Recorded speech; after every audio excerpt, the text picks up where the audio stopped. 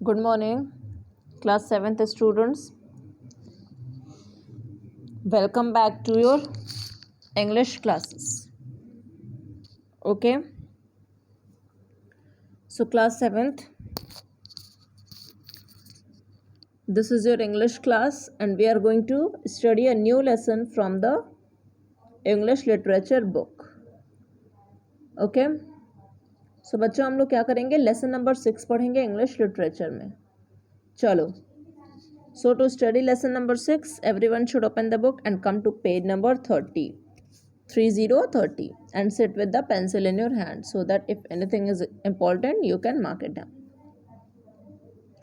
चलो तो बच्चों,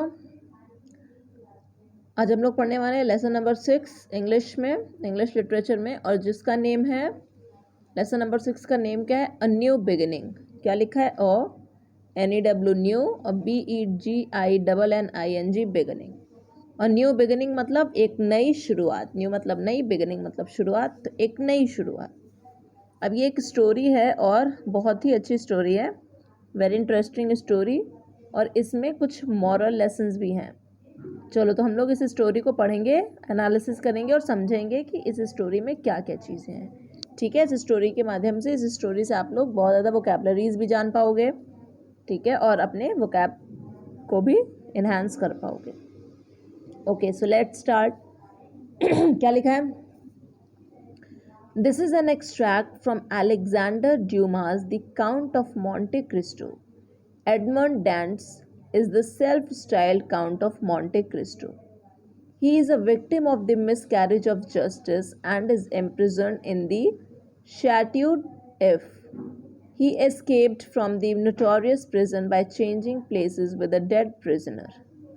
The canvas sack containing his body is flung into the sea. Dantes frees himself and swims towards an island.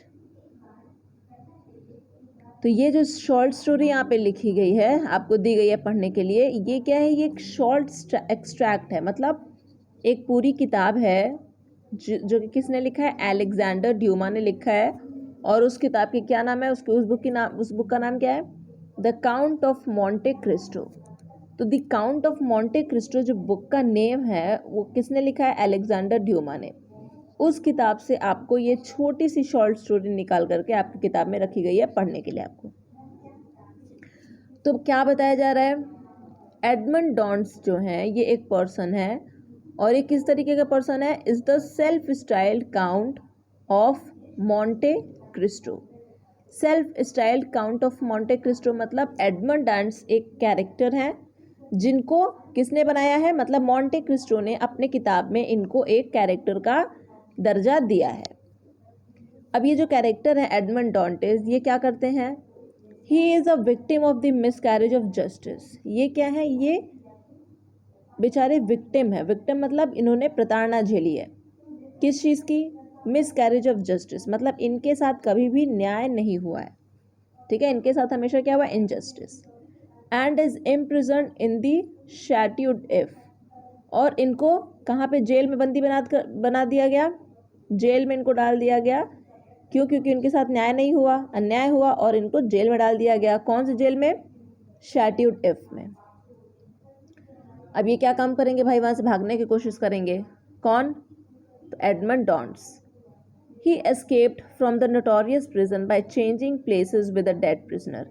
ये jail से भागते हैं, और कैसे भागते हैं, देखो अपनी प्लेस को ये चेंज कर देते हैं विद द डेड प्रिजनर.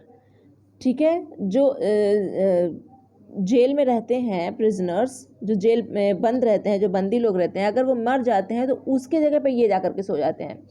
क्या करते हैं, ये जा कर के सो जाते हैं. और जब उस डेड बॉडी को लोग समझते हैं कि तो डेड बॉडी है, इसको उठा के ले चलो, लेकिन ये असल में तो ये रहते हैं डेड बॉडी में, डेड बॉडी की जगह पे, और फिर ये वहाँ से धीरे से किसी तरीके से निकल जाते हैं, मतलब एस्केप हो जाते हैं.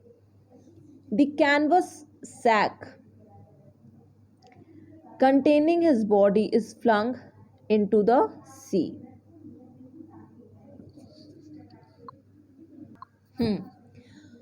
तो इन लोगों, मतलब जो लोग पुलिस ऑफिसर्स होते हैं जेल में, जो वो समझते हैं कि भाई ये तो डेड प्रिजनर है, इसको हटाओ यहाँ से, बोरा में भरो और इसको लेकर के इसको नदी में भगा दो।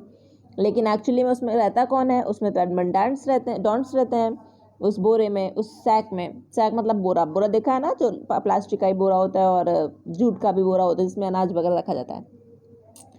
तो क्या बता रहे हैं ये कि the canvas sack containing his body. अब उस बोरे में इनकी बॉडी थी, जबकि पुलिसमैन को क्या पता है कि वो तो डेड बॉडी है, डेड प्रिजनर की बॉडी, लेकिन बॉडी असली में किसकी है? इनकी बॉडी है। किसकी बॉडी? एडमंड डेट्स का। His body is flung into the sea. उसको ये लोग क्या करते हैं पुलिसमैन, बोरा में भर के बॉडी को नदी में बहवा देते हैं। Dantes frees himself and swims towards an island. अब डॉन्टीज को अब तो वो तो बहवा के चले गए, कह रहे भाई हटाओ, ये डेड बॉडी अपना जहाँ जाना होगा चला जाएगा, इसको फिर अपना भाई जो डॉग वगैरह है वो सब खा जाएंगे। लेकिन ये तो असली में रहते हैं, तो जिंदा रहते हैं एडमंड डांटे से, तो ये रहते हैं उस बोरे में। तो ये क्या करते हैं, उस बोरे में से निकलते हैं और फिर तैरना शुरू कर देते हैं टूवर्ड्स एन आइलैंड। आइलैंड मतलब पानी के बीच में जो भी पृथ्वी होता है, जो भी लैंड एरिया होता है एमिस द वाटर, उसको हम लोग आइलैंड बोलते हैं। जैसे कि हमारा अंडमान निकोबार आइलैंड्स है ना, लक्षद्वीप आइलैंड्स है, ये सब। तो ये आइलैंड की तरफ ये तैरने लगते हैं, स्विम करने लगते हैं। तो ये कहानी की हमारे एक जिस्ट व शुरुआत हुई है। देखो कहानी कितनी इंटरेस्टिंग होने वाली है। चलो क्या कहा जा रहा है? Well said Danes, I will swim on until I am worn out or the cramp will seize me and then I shall sink, as he struck out with the energy of despair. बच्चों आपको पता है ना swim करने में कितनी मेहनत लगती है, ठीक है, तैरने में बहुत मेहनत लगती है और सब लोग नहीं तैर सकते हैं, जो लोग को आता है तैरना वही लोग तैर सकते हैं। तो अब डॉन्टिस तैरना शुरू कर देते हैं और क्या कह रहे हैं? वेल सेड डॉन्टिस, अच्छी बात है। डॉन्टिस कह रहे हैं अच्छी बात है। आई विल स्विम ऑन, मैं तब तक तैरूंगा, until I am worn out, जब तक कि मैं पूरी तरीके से थक नहीं जाता हूँ, और the cramp will sees me, यहाँ तब तक मैं तैरूंगा तब तक पूरा शरीर जकड़ नहीं जाता है दर्द के मारे। And then I shall sink, और तब भी अगर मैं नहीं पहुँच पाया तभी जाके मैं डूब जाऊँगा। And he struck out with the energy of despair, और वो मतलब अपनी एनर्जी जो थी उनकी क्या हो रही थी?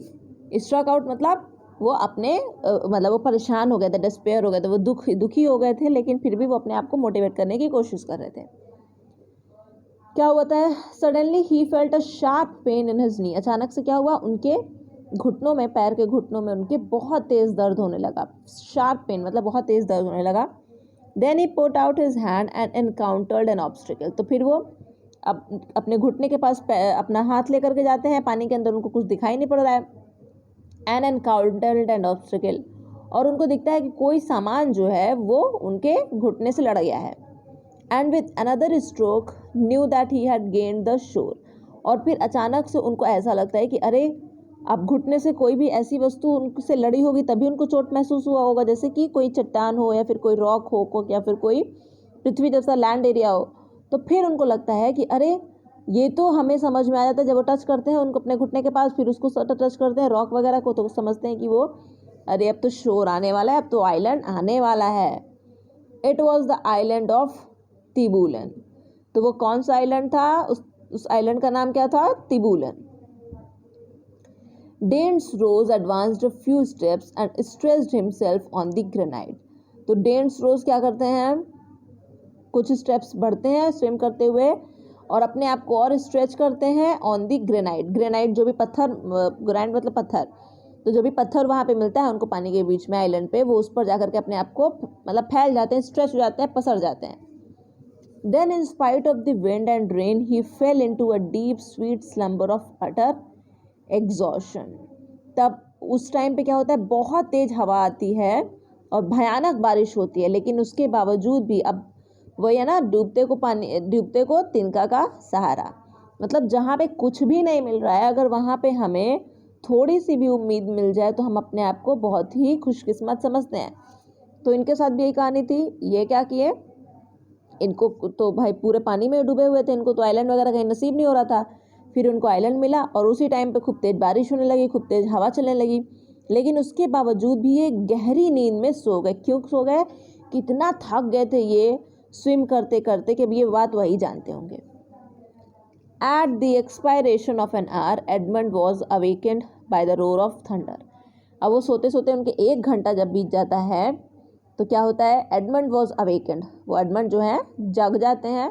और क्यों जग जाते हैं, जब बिजली दहाड़ती है, कड़कती है धड़ाधड़, बिजली कड़कती है तो देखते हो ना बहुत तेज़, जब अभी तो आजकल बारिश का सीज़न भी है, जब बहुत भयानक तेज़ी से आवाज़ आती है बिजली कड़कने की तो हम लोग एकदम डर जाते हैं, तो ये भी उसी तरीके से डर के उठ जाते हैं। The tempest was let loose and beating the atmosphere with its mighty wings. From time to time, a flash of lightning stretched across the heavens like a fiery serpent. क्या बोला जा रहा है? The tempest was let loose. अब Tempest मतलब क्या होता है, वायलेंट स्टॉर्म, मतलब बहुत तेजी से जो आंधी आती है। तो अभी जो आंधी हो गई क्या हो गई, अब धीरे धीरे वो रुकने लगी, लूज होने लगी, ठीक है। अब आंधी की जो रफ्तार थी वो धीरे धीरे कम होने लगी। And beating the atmosphere with its mighty wings. अब आंधी आती है तो देखते हो ना कितनी उसमें रफ्तार होती है, कितनी उसमें तेजी होती है, तो एटमोसफियर को क्या करती है, बीट करती है। तो क्या होता है, अभी वायलेंट जो स्टॉर्म था वो भी धीरे धीरे लूज होने लगा। अब क्या हो रहा है, from time to time a flash of lightning stretched. और जब आसमान में जब बादल गरजता है तो बिजली कड़कती है ना, तो बिजली कड़कने कोई कह रहा है कि समय समय पे बार बार बिजली कड़क रही थी।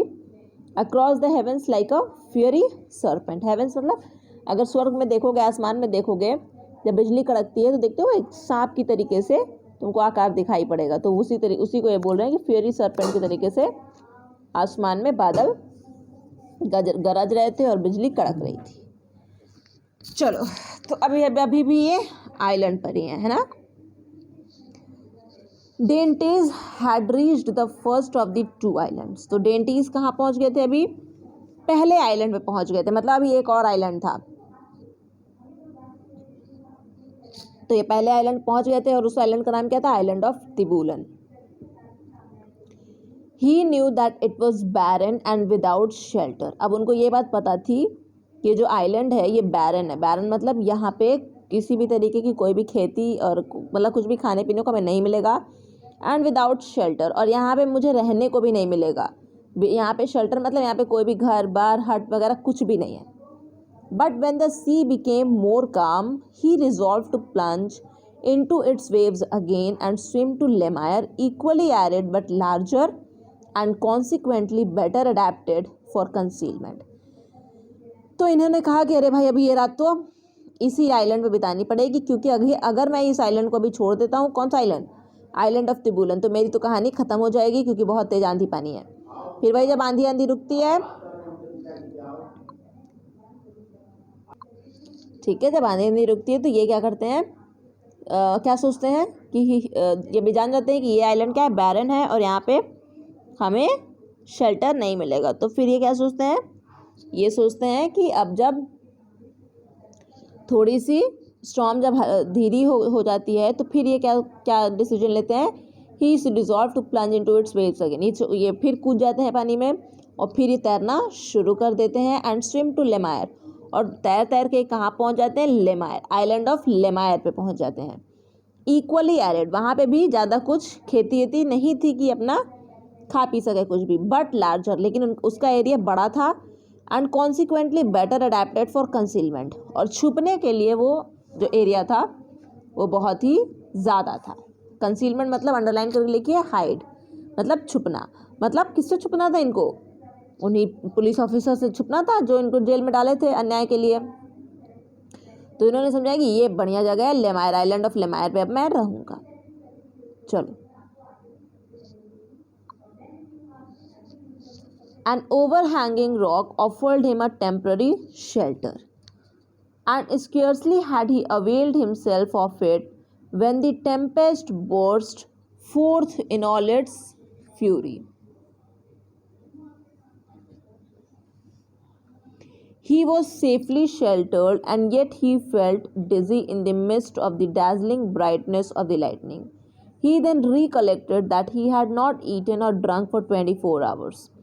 He extended his hands and drank greedily of the rain water that had lodged into a hollow of the rock.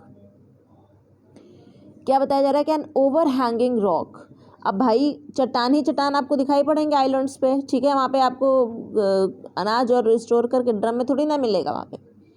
Over hanging rock, मतलब एक गुफा की तरीके से रॉक देखे हो ना, उसी तरीके से रॉक था। Offered him a temporary shelter, तो ये उसी रॉक में चले गए, गुफा में चले गए और अब इनको मतलब टेम्पररी वहाँ पे रहने के इनके बंदोबस्त हो गया। And scarcely had he availed himself of it, और अब जैसे ही वो उस रॉक में जाते हैं, when the Tempest burst fourth in all it's fury, तब अचानक से फिर वही नेचर जो है, आंधी पानी अपना पूरा वो भयानक रूप पकड़ लेती है और भयानक तेजी से बारिश होने लगती है। ही वॉज सेफली शेल्टर्ड, लेकिन एक बात थी कि अभी वो सेफ थे, ठीक है, उसको बारिश और आंधी पानी से भी उनको कोई फर्क नहीं पड़ने वाला था क्योंकि वो रॉक के मतलब गुफा के अंदर में थे। And yet he felt dizzy in the mist of the dazzling brightness of the lightning, और जबकि वो सेफली शेल्टर्ड थे लेकिन उसके बावजूद भी उनको डिजीनेस महसूस हो रही थी, मतलब उनको लग रहा था कि वो भीग रहे थे हल्का फुल्का। डिजी मतलब हल्का फुल्का भीगना, जैसे उमस उमस में आप लोग भीग जाते हो ना, ये जो ह्यूमिडिटी होती है उस तरीके से।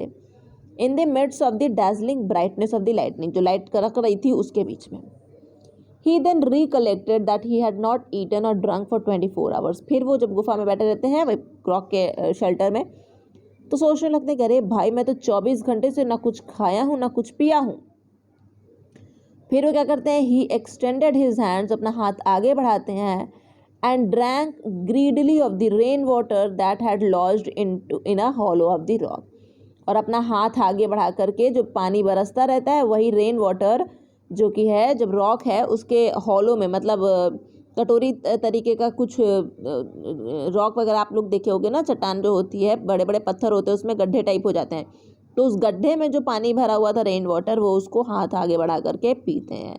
अब वो तो सी में रहते हैं, ठीक है, वो चाहते तो उसका भी पानी पी सकते थे लेकिन वो क्यों नहीं पिए, क्योंकि समुद्र का पानी बच्चों क्या होता है, वो नमकीन पानी होता है, पीने के लायक नहीं होता है, तो इसीलिए उन्होंने रेन वाटर ये पीते हैं।